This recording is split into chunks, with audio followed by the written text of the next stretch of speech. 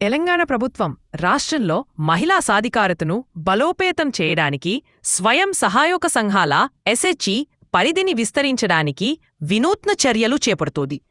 ప్రస్తుతం 65,44,000 ఉన్న ఎస్హెచ్జి సభ్యుల సంఖ్యను 1,00,00,000కి పెంచాలనే లక్ష్యంతో మరో కీలక నిర్ణయం తీసుకుని 60 ఏళ్లు పైబడిన మహిళలు, దివ్యాంగులైన మహిళలతో ప్రత్యేకంగా స్వయం సహాయక సంఘాలు ఏర్పాటు చేయాలని నిర్ణయించింది. ఈ తరహా సంఘాల ఏర్పాటు దేశంలోనే ఇది తొలిసారి అని రాష్ట్ర పేదరిక నిర్మూలన సంస్థ ఎస్ఈఆర్పి వెల్లడించింది.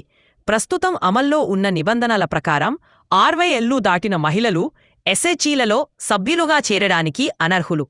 ఈ నిబంధనను సడలించి వృద్ధ మహిళలను కూడా సంఘాల పరిధిలోకి తీసుకురావాలని ప్రభుత్వం సంకల్పించింది.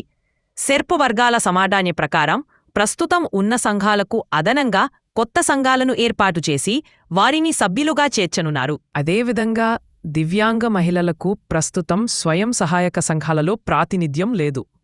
ఈ లోపాన్ని సరిదిద్దేందుకు వారితో ప్రత్యేకంగా సంఘాలు ఏర్పాటు చేయబోతున్నారు.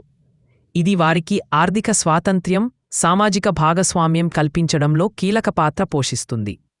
కొత్త సంఘాలలో మహిళలకు సభ్యత్వం కల్పించడానికి ఆసరా పింఛనును ప్రామాణికంగా తీసుకోన్నారు. రాష్ట్రంలో 60 ఏళ్లు పైబడిన ఆసరా పింఛను పొందుతున్న మహిళలు 4,89,663 మంది ఉన్నారు. వీరిలో శారీరకంగా, మానసికంగా చురుగ్గా ఉన్న 1,94,265 మందితో 18,000కు పైగా కొత్త సంఘాలను ఏర్పాటు చేయడానికి కసరత్తు జరుగుతుంది.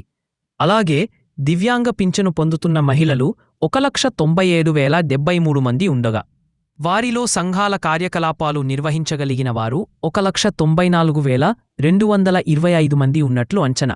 వీరితో కూడా 18,000కు పైగా సంఘాలు ఏర్పాటు చేయడానికి కసరత్తు జరుగుతుంది. ఉపాధి హామీ జాబ్ కార్డులు, కులగణన జాబితా ఆధారంగా గ్రామీణ పట్టణ ప్రాంతాల్లో ప్రస్తుతం ఉన్న సంఘాలలో సభ్యులుగా లేని మహిళలు, గతంలో సంఘం నుంచి వైదొలిగిన వారిని గుర్తించి సంఘాల భాగస్వాములను చేస్తారు. సభ్యులందరి పేర్లతో బ్యాంకుల్లో పొదుపు ఖాతాలు కూడా తెరవనున్నారు. తెలంగాణ ప్రభుత్వం అనేక పథకాలను విజయవంతంగా అమలు చేస్తోంది. ఈ కొత్త ఎస్హెచ్జి విస్తరణ పథకం వాటికి అదనపు బలం చేకూరుస్తుంది.